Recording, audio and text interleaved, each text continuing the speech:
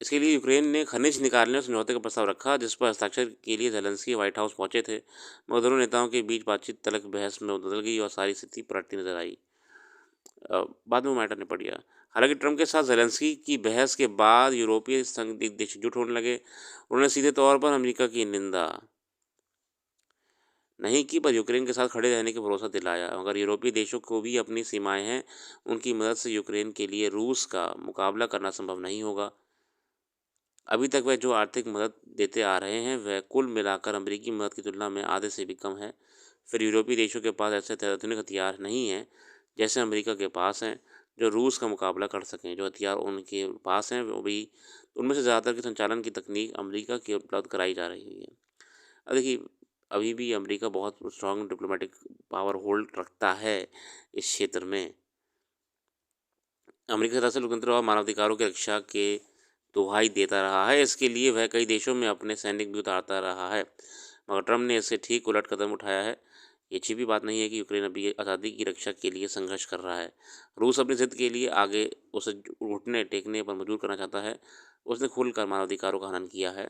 ऐसे में ट्रंप ने अगर रूस के हाथ हाथ मिला लिया है तो और यूक्रेन के साथ लगभग वही व्यवहार कर रहे हैं जो रूस करता आ रहा है, तो अमेरिका नागरिक इस कदम को उचित नहीं ठहरा सकते।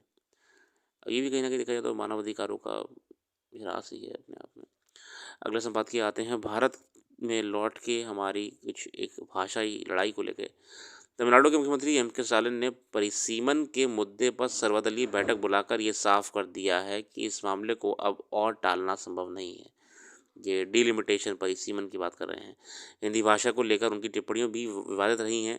साफ है कि वे इन दोनों ही मुद्दों पर दक्षिण राज्यों को एक पाले में करने की राजनीति कर रहे हैं।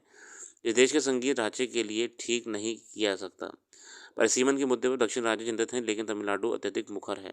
स्टालिन चाहते हैं कि वर्ष 1971 की जनगणना को 26 से 30 वर्ष के लिए लोकसभा सीट के परिसीमन का आधार बनाया जाए, मगर उन्हें समझना चाहिए कि परिसीमन दरअसल एक संवैधानिक ज़रूरत है, जिसका मकसद ये सुनिश्चित करना है कि संसद में जनता में प्रतिनिधित्व और आबादी में हो रही बढ़ोतरी का अनुपात ठीक बना रहे।